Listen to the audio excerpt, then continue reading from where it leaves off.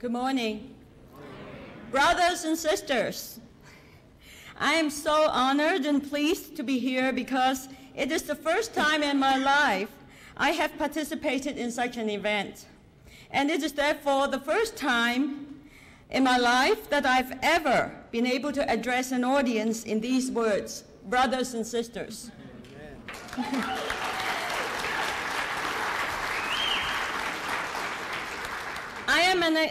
It is really an unusual feeling to address people in these terms because I don't do it with my own brothers and sisters. In Chinese, we call them by the full name, including the surname. I am an academic and a labor activist. To participate in such a conference is like having a booster shot in the arm. One needs to be re-energized because the enterprise facing us is a long, hard one. As regards China, it will be a difficult mission that requires patience and determination to build bridges between Chinese workers and other workers of the world. Had I been here at the last Labor Notes conference, what I am going to say would have been extremely controversial. As you know, the issue of whether to establish contacts with the Chinese official trade union, the All China Federation of Trade Union, in short, the ACFTU, has caused a major disagreement within the international and the American trade union movement. The main argument against engagement has been that the ACFTU is not a genuine trade union, but a state bureaucracy dominated by the Chinese Communist Party, which is true. But even though this debate continues, last year the tide changed. First, with the official change to win a visit to China, and then last December, a few months ago, the International Confederation of Trade Unions, the ITUC, and then passed a resolution to enter into a dialogue with the ACFTU. Since then, I have noticed a surge of interest about how to engage with the ACFTU. So why should Western trade unionists engage with the ACFTU? First is the fact that starting 30 years ago, when China began dismantling the socialist planned economy, the ACFTU was completely inexperienced when it came to dealing with capital. China's system under Mao was extremely authoritarian, but at the same time being socialist, it provided many of the things that workers in the capitalist system struggle for. Secure lifetime employment, medical benefits, housing, these the Chinese workers had. It was an economic system that did not require or allow the ACFTU to behave like a Western democratic trade union.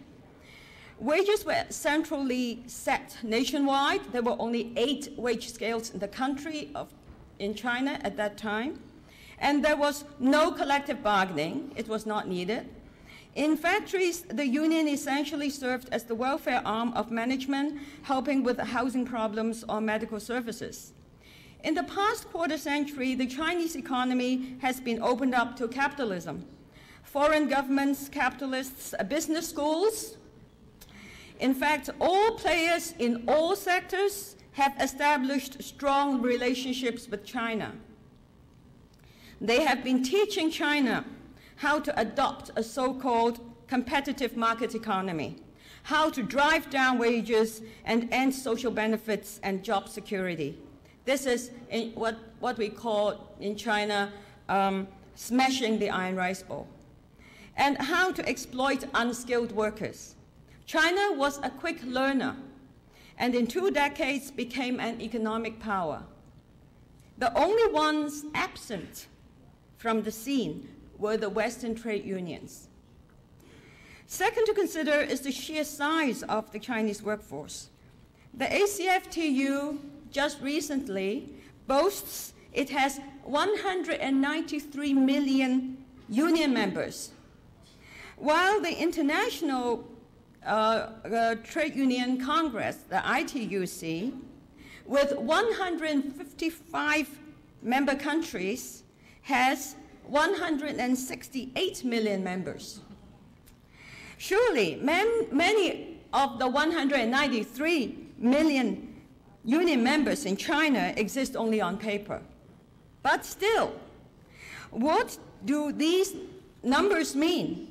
It means labor standards in China with its gigantic workforce affect labor standards all over the world in both the North and the South. In an era of footloose global capitalism, the only force that can stop the juggernaut is global trade unionism. If so, how can we ignore the existence of this enormous Chinese workforce, even if you want to ignore the ACFTU? The image painted by the ACFTU is a useless trade union. You read it all the time in the popular newspapers, the mainstream media. This is generally true. It's quite useless. It often acts as if it's no more than a government bureaucracy. And in many places across China, the local union officials too often side with capital and management. But this is not the full picture. After the turn to a competitive market economy began, some of its officials have tried to do union work using whatever space they can find. This too is the space that Chinese workers are using right now, and this is the space that we have to utilize.